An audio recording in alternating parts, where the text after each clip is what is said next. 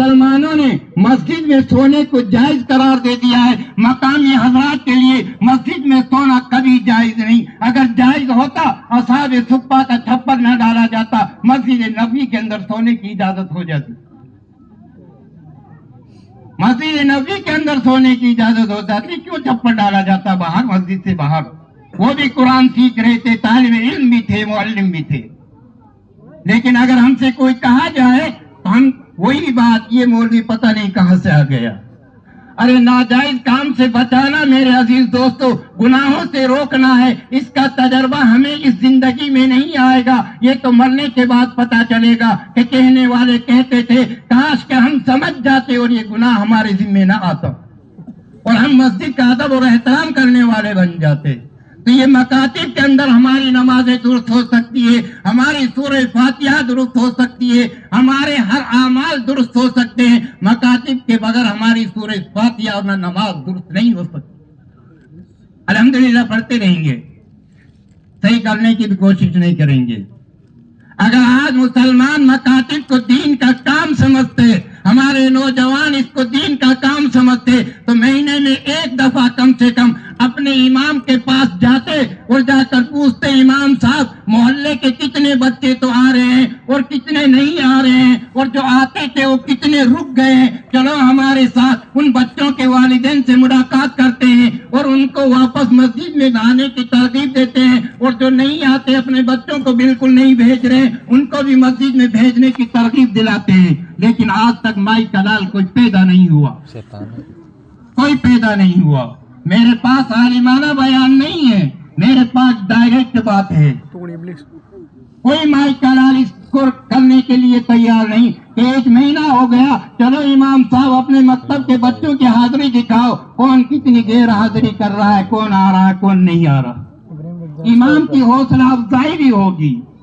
اور اس دین کے اوپر خرچ کرنا میرے عزیز دوستو, تم اور ہم سنتے ہیں کہ اللہ کے راستے میں خرچ کرنے کا 1 روپے کا ثواب 7 لاکھ تک بتاتے ہیں, اور قرآن اور حدیث کی تعلیم کے اوپر خرچ کرنے کا ثواب, سن لو میرے عزیز دوستو, 1 روپیہ خرچ کرنے کا ثواب 70 لاکھ روپے خرچ کرنے کے برابر ملتا ہے. سنا آپ نے کبھی, سمجھا کبھی آپ نے؟ نہیں سمجھا.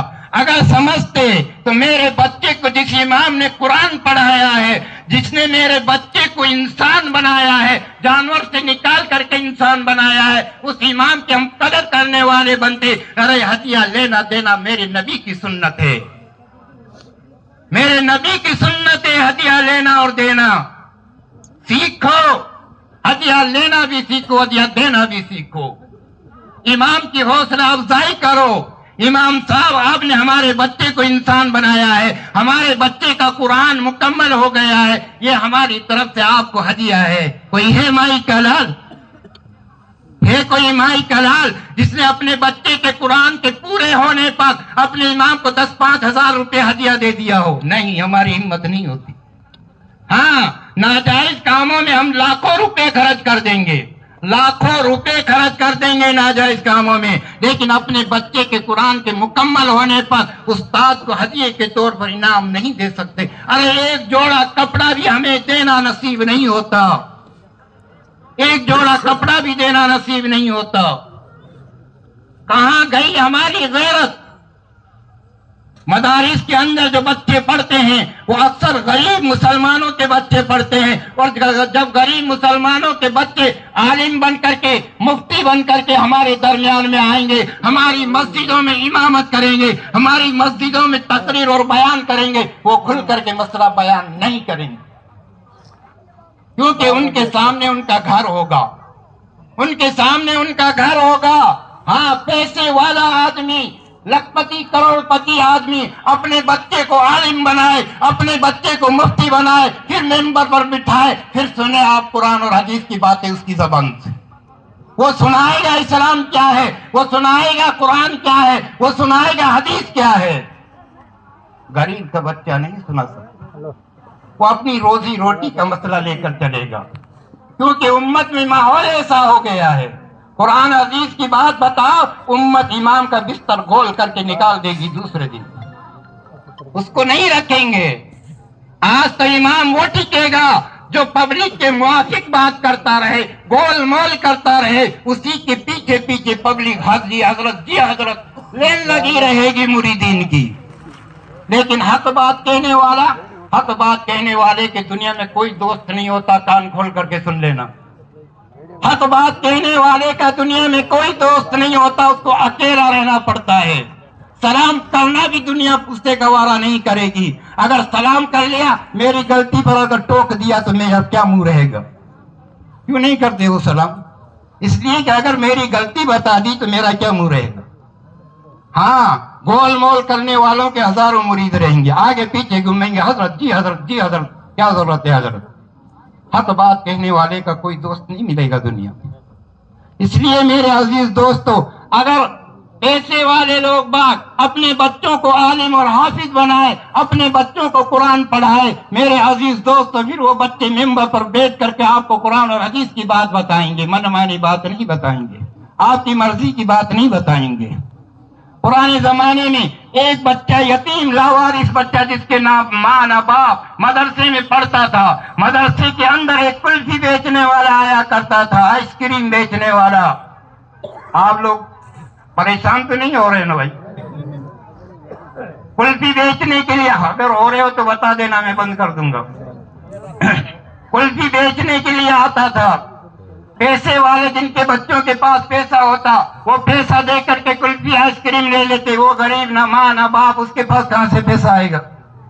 وہ کھڑا رہتا، دیکھتا رہتا۔ اینڈ میں اس کو آخر میں وہ کہتا کہ بھئی ایک آئس کریم مجھے بھی دے دو، تو آئس کریم والا کہتا پیسے لاؤ، کہ جی پیسے تو نہیں ہے، ایک مسئلہ بتا دوں گا میں تمہیں، ایک مسئلہ بتا دوں گا، پیسے نہیں ہے میرے پاس میں۔ آئس کریم کلفی والا کہتا ہے یا مسئلے کی ضرورت نہیں ہے، پیسے چاہیے۔ ہمیشہ وہ بچہ یہی کہتا اور کلفی والا اس کو یہی جواب دیتا۔ وہ بچہ پڑھتا رہا یہاں تک کہ عالم بن گیا اور مفتی بن گیا اور علاقے کا سب سے جید عالم، آج کل کے عالموں کی طرح ہماری طرح نہیں، جید عالم، اور جامع مسجد میں امامت کرنے لگا۔ ادھر اس کلفی والے کو اللہ نے دنیا اتنی دی کہ علاقے کا سب سے بڑا مالدار اللہ نے اس کو بنا دیا، سب سے بڑا مالدار بنا دیا۔ مالداری کا مل جانا، یہ دنیا مل جانا اللہ کے راضی ہونے کی علامت نہیں ہے مسلمانوں، اور اللہ کے راضی ہونے کی علامت نہیں ہے۔ مالدار ہو گیا، اس کی لڑکی جوان ہوئی، کلفی والے کی شادی کا موقع آیا، تاریخ طے ہو گئی، سب کچھ ہو گیا، شادی جوجو قریب آتی رہی، 2 دن رہے، بیوی کہنے لگی میاں 2 دن بعد میں تمہاری لڑکی کی شادی ہے، مہمان آئیں گے، بارات آئے گی، ابھی کوئی انتظام نہیں ہے، تم نے کچھ بھی نہیں کیا۔ یہاں تک کہ 1 دن باقی رہ گیا، وہ کلفی والا کروڑ پتی مالدار کہنے لگا اپنی بیوی کو، جا پاگل، دنیا میں جتنی چیزیں دنیا میں ہے وہ ساری کی ساری اگر میں اپنی بیٹی کو دائجے میں دہیج میں نہ دے دوں تو تجھے 3 طلاق۔ طلاق کو تو ہم سمجھتے ہی نہیں ہے، کاٹات کہاں سمجھے طلاق کیا چیز ہوتی ہے، بغیر طلاق کی بھی لا کر کے باندھ لیتے ہم تو، اور نکاح پڑھانے والے بھی تیار ہو جاتے ہیں، جبکہ نکاح ہوتا ہی نہیں، نکاح ہوتا ہی نہیں ہے۔ مردار جانور کو حلال کرو تو حلال ہو جائے گا بھائی وہ؟ ارے بکرا مر گیا، چھری لے کر کے کہو کہ امام صاحب اس کو حلال کر دو، اور امام صاحب چھری لے کر آئے، کاٹ دیا گڑا، کہا حلال ہو گیا، تو کہاں حلال ہو گیا، وہ تو مردار ہے بھائی۔ وہ اسی طریقے سے ایسی اولاد ہونے والی شریعت کے اعتبار سے ناجائز اور حرام کی اولاد کہلاتی ہے۔ تو اس نے کہا دنیا میں کتنی چیزیں ہیں، اپنی بیٹی کے دہیج میں اگر نہ دے دوں، ایک بھی چیز چھوٹ جاوے، پیسے کے گھمنڈ میں کہہ دیا اس نے، کیونکہ پیسے کی کوئی کمی نہیں تھی، قارون کا خزانہ ملا ہوا تھا اس کو، تو کہہ دیا اس نے۔ لیکن دوسرے دن اس کو ہوش آیا اور اس نے دماغ لگایا کہ دنیا میں کیا کیا چیز ہے میں تو جانتا بھی نہیں، میں جانتا ہی نہیں، ایک چیز بھی اگر چھوٹ گئی تو بیوی کو طلاق ہو گئی ہے، بیوی تو گئی میرے ہاتھ۔ اب بیوی نے کہا میاں کیا کرو، کچھ نہ کچھ تو حل کرو، اب ملا مولویوں کے پاس دوڑ لگانا شروع کی اس نے کلفی والے. اب میرے جیسے مولوی کے پاس گئے, ہم نے تو کہا بھائی کوئی راستہ نہیں ہے, طلاق ہو گئی تیری بیوی کو, کوئی راستہ ہے ہی نہیں یار. دنیا میں کیا کیا چیزیں ہیں پتہ ہی نہیں, ایک انسان تھوڑی بتا سکتا ہے دنیا میں کیا کیا چیزیں. اگر ایک چیز بھی چھوٹ گئی تو تیری بیوی کو طلاق ہے. سارے مولویوں نے منع کر دیا, طلاق ہو گئی ہو گئی ہو گئی ہو گئی. کسی نے بتایا یار ایک بات ہے, فلاں شہر کے اندر جامع مسجد میں ایک مولانا ہے, تم اس کے پاس جاؤ, ہو سکتا ہے وہ کوئی راستہ نکال دے. چنانچہ وہ کروڑ پتی کلفی والا گیا, پوچھتا پوچھتا جا کر کے معلوم کیا تو مفتی صاحب نے تو پہچان لیا اس کو کہ یہ وہی کلفی والا جو مدرسے میں آتا تھا. لیکن اس نے نہیں پہچانا کہ یہ وہی بچہ ہے جو مجھ سے کہا کرتا تھا ایک مسئلہ بتا دوں گا, کلفی کھلا دو. اس نے نہیں پہچانا. مفتی صاحب سے جا کے کہنے لگا, مفتی صاحب ایک مسئلہ پھنس گیا ہے. کیا مسئلہ پھنس گیا؟ کہا کہ یہ بات ہو گئی میرے ساتھ, اب کیا کروں؟ مفتی صاحب نے کہا کہ بھائی 4 لاکھ روپے لگیں گے, مسئلہ تو بتا دوں گا. 4 لاکھ روپے لگیں گے, مسئلہ بتا دوں گا. یا تو ایک کلفی میں مسئلہ مل رہا تھا, ایک آئس کریم میں مسئلہ مل رہا تھا, اب 4 لاکھ میں مل رہا ہے. کہا ٹھیک ہے جی میں لے کر کے آتا ہوں. گھر جا کر, ساتھ تو لے کے نہیں گیا ہو, گھر جا کر کے لے کے آتا ہوں. گھر گیا, 4 لاکھ روپے ڈال کر کے تھیلے میں آیا. کہا مفتی صاحب یہ لو 4 لاکھ روپے, بتا دو. کہا وہ تو اس وقت کی بات تھی, اب تو 8 لاکھ لگیں گے. اس وقت اگر دے دیتا تو ہاتھ تو 4 لاکھ میں بتا دیتا, اب تو 8 لاکھ لگیں گے. وقت گیا وہ. پھر گیا, بیوی نے پوچھا کیا ہوا جی؟ بیوی پریشان تھی بیچاری, کیا ہوا جی؟ ارے کہ یہ ہوا, وہ تو 8 لاکھ مانگے. ارے لے جاؤ نا, یہ دولت کیا کام آئے گی جب میں ہی نہیں رہوں گی تیرے نکاح میں, تو دولت کیا کام آئے گی, لے جاؤ 8 لاکھ روپے. 8 لاکھ روپے لے کر کے آیا بیچارہ. پھر آ کے مفتی صاحب کے سامنے ڈال دیے, یہ لو جی 8 لاکھ روپے, مسئلہ تو بتا دو. کہا کہ وہ تو اس وقت کی بات تھی, اب 12 لاکھ لگیں گے. وہ کلفی والا تیسری دفعہ گیا, گھر سے 12 لاکھ روپے لے کر کے آیا اور مفتی صاحب کے سامنے 12 لاکھ روپے ڈال دیے. مفتی صاحب نے کہا کہ یہ 12 لاکھ تو واپس لے, تو نے مجھے پہچانا کہ نہیں پہچانا؟ کہا جی میں نے نہیں پہچانا. کہ یہ بتا تو مدرسے میں آئس کریم بیچنے کے لیے آتا تھا؟ کہ جی ہاں. کوئی بچہ تھا جو تجھ سے یہ کہتا تھا کہ آئس کریم کھلا دو میں مسئلہ بتا دوں گا؟ کہ جی تھا ایک بچہ, وہی میں بچہ ہوں, وہی میں بچہ ہوں. آج تو 12 لاکھ روپے لے کر کے ایک مسئلہ پوچھنے کے لیے تیار ہے, اور اگر میں یہ کہہ دوں کہ تیرے پاس جتنی دولت ہے ساری دولت لا کر کے میرے سامنے رکھ دے, تو مجھے امید ہے کہ آج تو ساری دولت لا کر کے میرے سامنے رکھ دے گا ایک مسئلہ پوچھنے کے لیے. لیکن قربان جاؤں اس دور کے اس مسلمان کے اوپر بھی جس نے اتنی دولت خرچ کر کے بھی مسئلہ پوچھنے پر اصرار کرتا رہا. آج ہمیں مسئلہ پوچھنے کی ضرورت نہیں ہے. آج کے مسلمان کو مسئلہ پوچھنے کی ضرورت نہیں ہے, خود ہی مفتی بن جاتے, خود ہی فتویٰ دے لیتے, مفتی کی ضرورت ہی نہیں پڑتی. تو اس نے کہا کہ میں وہی بچہ ہوں, یا 12 لاکھ واپس رکھیے, یہ 12 لاکھ واپس رکھیے, اپنے جھولے میں ڈالیے. میں مسئلے دین کی باتوں کے پیسے نہیں لگتے, قیمت میں نہیں بکتی ہے. یہ 12 لاکھ واپس ڈلوائے. پھر مفتی صاحب نے ان کو مسئلہ بتایا. کیا بتایا؟ کیا بتایا؟ بتایا کہ آپ اپنی بیٹی کے جہیز میں قرآن شریف دے دینا, تمہاری بیوی کو طلاق نہیں ہوگی. قرآن شریف کے اندر شروع سے لے کر آخر تک جتنی چیزیں دنیا میں آئی ہے اور آئندہ آئے گی قیامت تک, ساری کی ساری چیزیں قرآن شریف کے اندر موجود ہے, ساری قرآن شریف میں موجود ہے. تم اپنی بچی کے جہیز میں قرآن شریف دے دینا. اور فرمایا میرے عزیز دوستو, جس مسلمان نے, جس میری ماں بہن نے اپنی بچی کو قرآن اور حدیث کی تعلیم دلائی, قرآن مکمل کروایا, جوان ہونے پر دیندار گھرانے میں شادی کی, دیندار گھرانے میں. میرے نبی نے فرمایا کل قیامت کے میدان میں کہاتین الاصبعین, وہ میرے ساتھ میں اس طرح کھڑا ہوگا, آپ نے دونوں انگلیوں کو ملایا, اس طرح کھڑا ہوگا میرے ساتھ. لیکن آج دیندار کو اپنی بیٹی دینے کے لیے کوئی تیار نہیں, کروڑ پتی ڈھونڈتا ہے سارا. قرآن کی تعلیم دلائی ہو, اور قرآن کی تعلیم دلانے کے بعد میں پھر دیندار گھرانے میں شادی کی ہو. اللہ کے نبی فرماتے ہیں کل قیامت کے میدان میں وہ انسان, اس لڑکی کا باپ کہاتین الاصبعین میرے ساتھ میں کندھے سے کندھا ملا کر کے کھڑا ہوا ہوگا.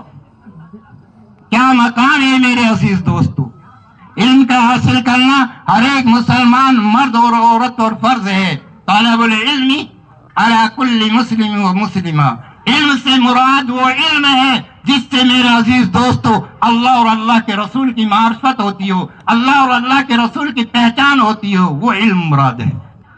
میرے عزیز دوستو, شروع سے ہمارے مذہب اسلام کے اندر عورتوں کی قربانیاں رہی ہے. بایزید بستانوی رحمت اللہ علیہ کے بارے میں آتا ہے کہ آپ جب 5 سال کے تھے, آپ کے والد کا پہلے ہی انتقال ہو چکا تھا.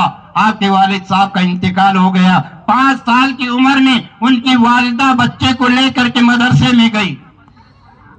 بایزید بستانوی رحمت اللہ علیہ کی عمر 5 سال کی تھی. ماں بچے کو لے کر مدرسے میں گئی اور مدرسے میں داخلہ کرا دیا, اور استاد کو کہا, استاد جی میرا بچہ مجھے بہت لاڈلا ہے, پیارا ہے, اس کو میری یاد آئے گی, لیکن آپ اس کو چھٹی مت دینا گھر آنے کی.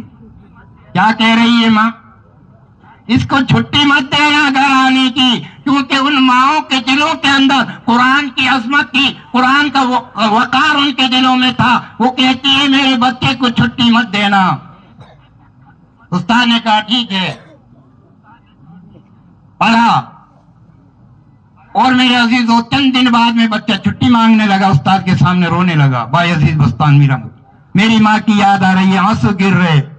اب استاد نے ماں سے وعدہ کر لیا کہ میں چھٹی نہیں دوں گا, تو استاد نے بہانہ ڈھونڈا اور بایزید بستانی رحمت اللہ علیہ کو 7 دن کا سبق 1 دن میں دے دیا.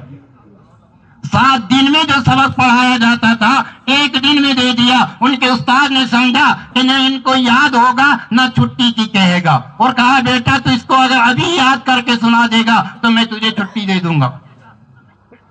مسلمانوں, میری ماں بہنوں, کان کھول کر کے سنو کہ میری ماں بہنوں نے کیا قربانیاں دی ہیں جب جا کر کے ان کی اولاد اللہ کے ولی بنے ہیں.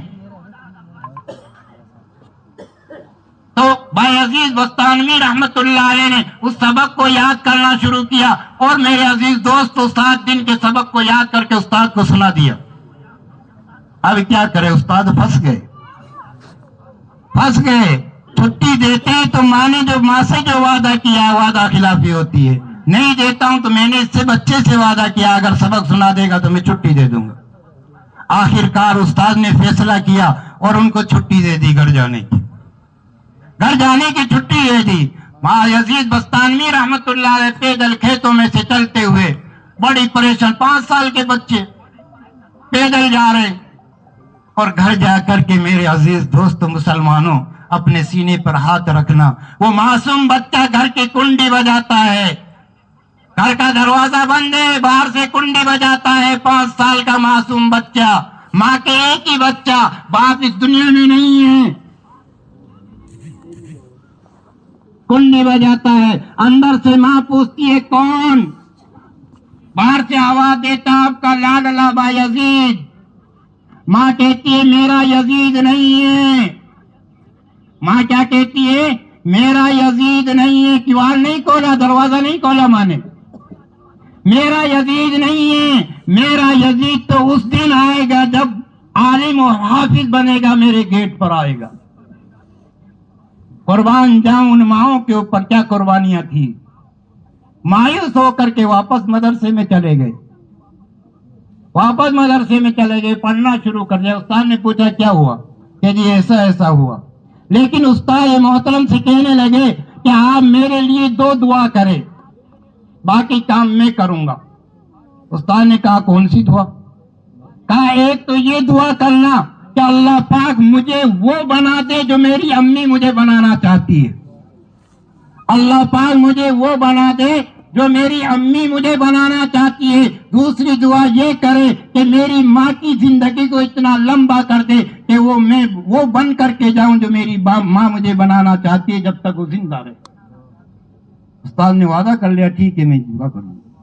بایزید بستانوی رحمت اللہ علیہ 16 سال تک مدرسے میں پڑھتے رہے, ماں کے پاس نہیں گئے. 16 سال کے بعد عالم اور حافظ بن کر کے پھر اپنے گھر گئے. جب حافظ بن گئے, عالم بن گئے, اپنے گھر گئے گھر جاتے ہی کنڈی بجانا تھا، ماں نے جیسے پہلے سے انتظار میں کھڑی تھی، ماں پہلے سے انتظار میں کھڑی تھی، کنڈی بجی، گیٹ کھل گیا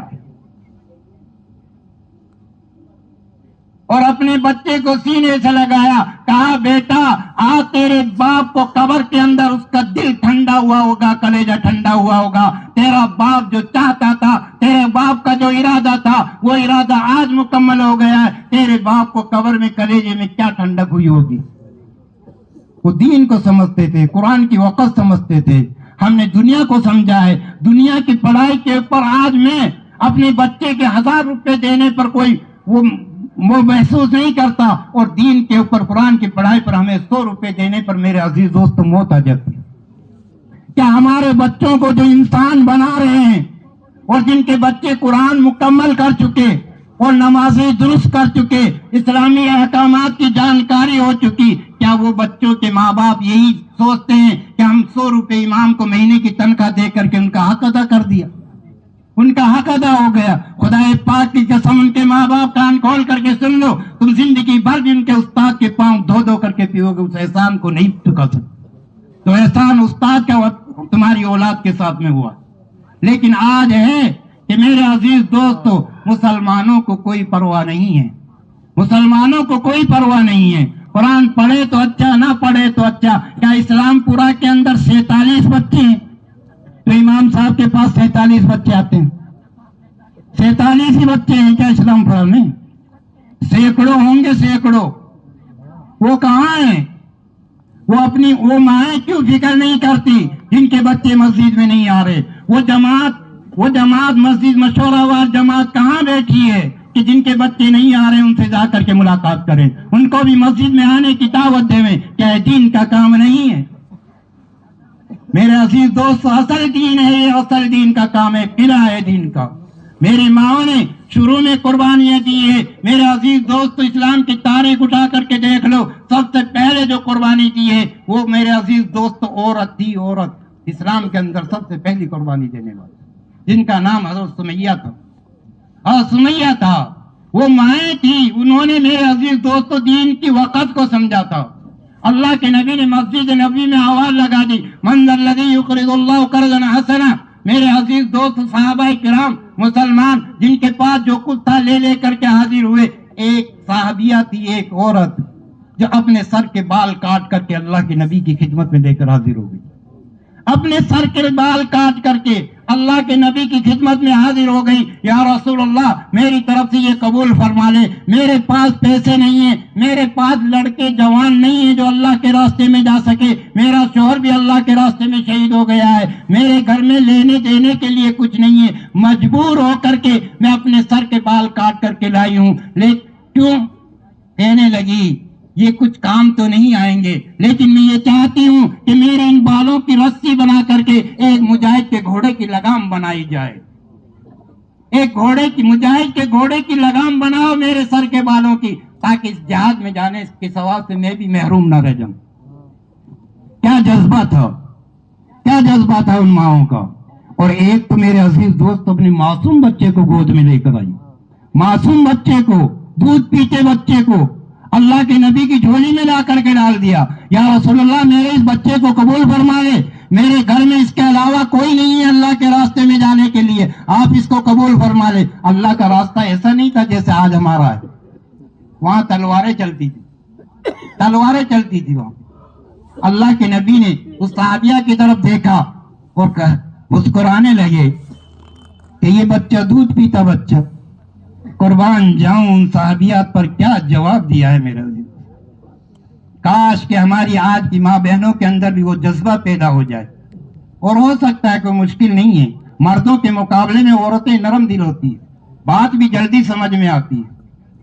وہ صحابیہ کہنے لگی یا رسول اللہ صلی اللہ علیہ وسلم، میں جانتی ہوں یہ میرا معصوم بچہ، دودھ پیتا ہوا بچہ لڑائی نہیں لڑ سکتا، تلوار نہیں چلا سکتا، میدان میں کام نہیں آ سکتا، لیکن یا رسول اللہ میری یہ تمنا اور آرزو ہے میرے دل کے اندر کہ آپ اس کو اپنے ساتھ لے کر کے جائیں میدان جہاد کے اندر، اور دشمن جب تیر چلائے آپ کے اوپر، میرے بچے کو ڈھال بنا دینا۔ میرے بچے کو ڈھال بنا دینا، دشمن کا تیر آئے میرے بچے کے سینے میں لگے، آپ کا بال بھی باंکا نہ ہو،